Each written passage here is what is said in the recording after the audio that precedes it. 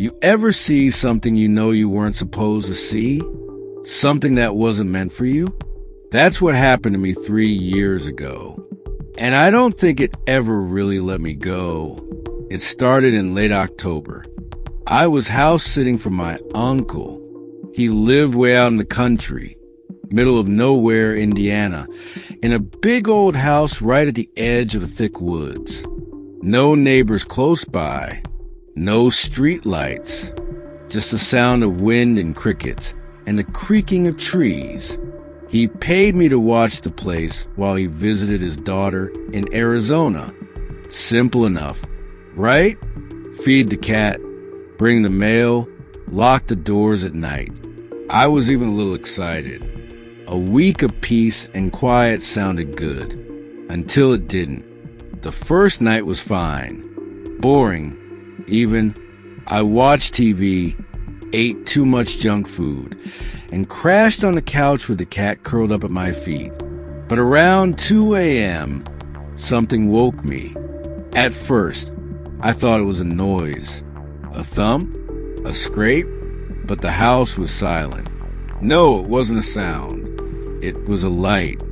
A faint blue glow seeping in through the curtains. I got up and peeked out the window. And there, through the trees at the edge of the woods, I saw them. Lights. Dozens of them. Floating low to the ground. Not flashlights. Not headlights. Something colder, softer, like the light from deep water.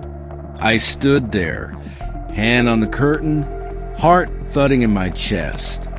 They moved, not walking, gliding, and they were coming closer. I backed away from the window. Nope, not dealing with that. I locked every door and window in the house, turned off the lights, and sat in the dark with a baseball bat across my knees. The cat hissed at the door, arched her back, and stared like she could see something I couldn't. I sat there until sunrise. The lights were gone by morning. Just the woods, silent and still, like nothing had ever happened. I told myself it was swamp gas, headlights from a far-off highway, anything to make it normal. But deep down I knew it wasn't normal, and it wasn't done. The next night was worse. Around the same time, 2 a.m., the lights came back. But this time, they didn't stay at the wood's edge. They moved into the yard, closer and closer. I killed all the lights inside, hid behind the couch, peeking just over the top. Through the window, I could see shapes now, not just lights. Figures. Dark, tall, wrong. Their bodies were thin and too long. Arms hanging lower than their knees. Heads tilted at strange angles like broken dolls. The blue glow pulsed around them, flickering like underwater fire. And they were looking for something. For someone. One of them came up to the window.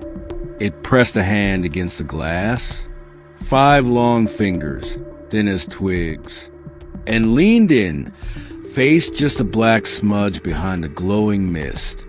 I didn't breathe, didn't move. I thought my heart might explode. The thing stood there for what felt like forever. Then, just as suddenly, it turned and drifted away, back toward the woods. All of them did. Melting into the darkness between the trees. I barely slept after that. Every little sound made me jump. The cat wouldn't leave my side. She hissed at empty corners, tail puffed up, eyes wide. By the 4th night, I was a wreck. I called my uncle, told him something weird was going on at his place. He just chuckled and said, "Oh, yeah. Sometimes you see strange lights out there. Harmless, though. Been that way since my granddad's time." Harmless, he said. I didn't believe him. Not for a second. That night, I made a decision. If the lights came back, I wasn't just going to hide. I was going to watch. Maybe even get proof.